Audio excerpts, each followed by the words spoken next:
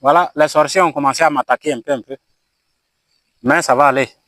Voilà, je sais que ça va aller. Moi aussi, mon fétiche est fort. Ah, on n'est pas là pour parler de maraboutage ni de fétichisme.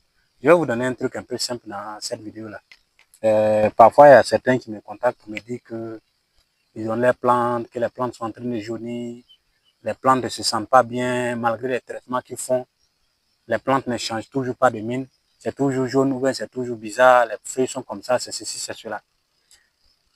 Et ce que je remarque lorsque les gens me disent ce genre de trucs-là, quand j'entre en profondeur, je vois que le gars, il a sa plantation, il compte sur la pluie. Parce que ces temps-ci, là, il ne pleut pas. Donc, le gars, il a sa plantation, il fait les traitements, il dit que ça ne change pas.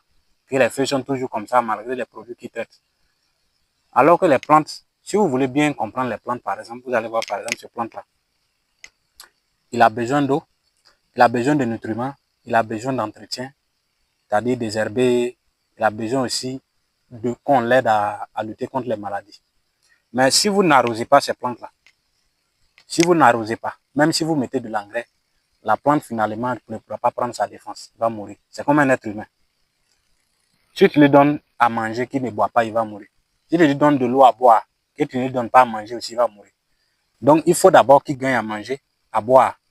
Si la plante a déjà ces deux éléments, et maintenant lorsque vous allez faire les traitements phytosanitaires et que ça ne marche pas, c'est là maintenant vous devez maintenant chercher le produit qui convient au problème de votre plante. Sinon, vous allez finalement dire que les produits n'ont pas d'effet. Pourtant, les plantes n'ont pas d'eau. S'ils n'ont rien bu, comment ils vont pouvoir se défendre? Donc, c'était un truc simple. On n'a pas besoin de réinventer la roue. C'était ce que je voulais vous partager. Donc, désormais, je crois qu'on est au 21e siècle. Il faut qu'on arrête de compter sur la pluie pour faire la production maraîchère.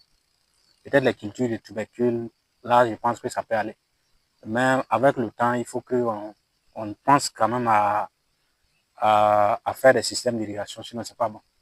Si on veut toujours attendre si la pluie vient, que non, il n'est pas encore plu, c'est ceci, c'est cela, bon, je pense que ça ne serait pas vraiment intéressant. Parce que quand vous allez nous comparer avec les autres continents, vous allez voir que les autres continents, les gens font en tout cas des exploits. Tu vois une grande plantation qui est bien arrosée, bien irriguée.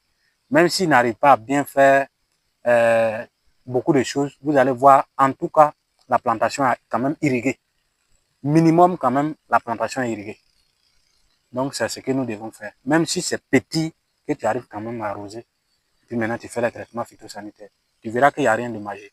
Dès que tu as planté, tu fais les apports d'engrais, tu fais les traitements contre les maladies, tu vas voir la plante sera toujours bien portante.